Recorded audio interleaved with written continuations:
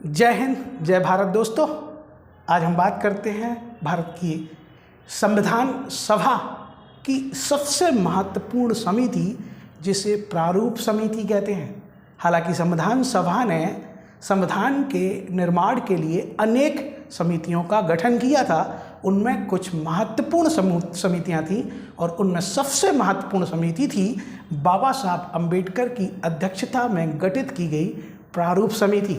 इस प्रारूप समिति को काम सौंपा गया था भारत के संविधान के प्रारूप को, भारत के संविधान के स्वरूप को तैयार करने का, उसका प्रारूप और स्वरूप तैयार करने का दायित्व सौंपा गया था बाबा साहब अम्बेडकर की अध्यक्षता में गठित की गई प्रारूप समिति को, जिसका गठन हुआ था 29 अगस्त 1947। और 29 अगस्त हमने आपको बताया है कि खेल दिवस हमने पढ़ा था मेजर ध्यानचंद के नाम पे, तो यहाँ 29 अगस्त को गठित होगी 1947 को, और बाबा साहब अम्बेडकर खेला करेंगे।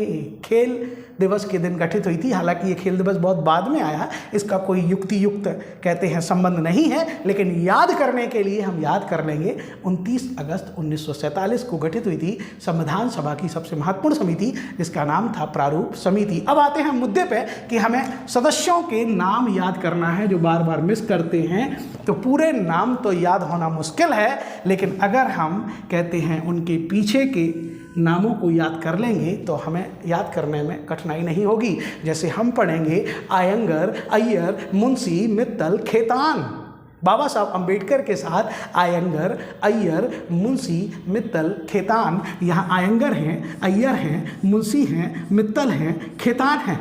आयंगर, अय्यर, मुंशी, मित्तल, खेतान। बाबा साहब अम्बेडकर आयंगर, अय्यर, मुंशी, मित्तल, खेतान ये सैयद की शादी में गए, सैयद की शादी में मिलकर गए, तो ये 7वें सदस्य भी आ जाएंगे। सैयद बाबा साहब अम्बेडकर, आयंगर, अय्यर, मुंशी, मित्तल, खेतान सैयद की शादी में गए, तो ये 7 सदस्य आ जाएंगे। आयंगर, अय्यर, मुंशी, मित्तल, खेतान सैयद की शादी में गए, 7 में मिलके, तो ये 7 के साथ में गए, तो 7 सदस्य आ गए। लेकिन ध्यान रखना, आयंगर, अय्यर, मुंशी, मित्तल, खेतान के अलावा एक चीज़ यहाँ पर और है, एक पैंच भी यहाँ पर है कि मित्तल जो थे वो स्वास्थ्य कारणों से प्रारूप समिति से त्यागपत्र दे देंगे, और मित्तल के जाने पर माधव आते हैं, मित्तल के आने पर माधव आते हैं। और खेतान, डीपी खेतान जो खेत हो जाते हैं, जिनकी मृत्यु हो जाती है, तो उन खेतान की जगह कृष्णमाचारी आते हैं।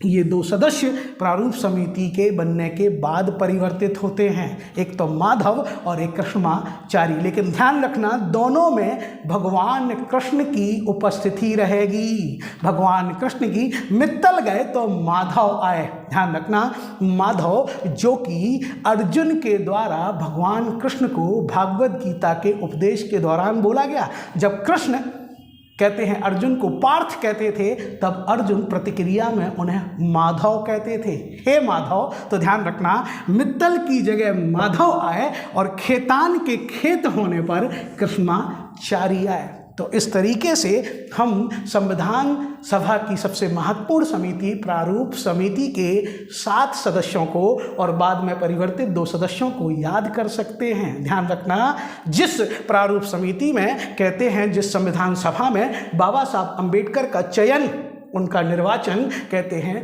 बंगाल राज्य से हुआ था, लेकिन भारत के विभाजन होने पर वो बंगाल राज्य पूर्वी पाकिस्तान में चला गया, इसलिए बाबा साहब अम्बेडकर का पुनः निर्वाचन हुआ और वो बम्बई राज्य से चुने गए। ध्यान रखना, संविधान सभा में पहले बंगाल से चुने गए थे और भारत के विभाजन के बाद बम्बई से चुने गए थे बाबा साहब अम्बेडकर। एक बार फिर देख लेते हैं हम सदस्यों की उस नाम को, उस ट्रिक को जो हम बताना चाहते हैं। आयंगर, अय्यर, मुंशी, मित्तल, खेतान।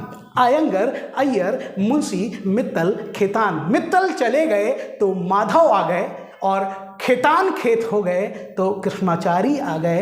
अगर हम ऐसे पढ़ेंगे, आयंगर, अय्यर, मुंशी, मित्तल, खेतान। मित्तल चले गए तो माधव आ गए, और खेतान खेत हो गए तो कृष्णमाचारी आ गए। जय हिंद दोस्तों। संविधान की ऐसी जटिल समस्याओं को सरल तरीके से कहते हैं याद करने के लिए आप हमसे जुड़े।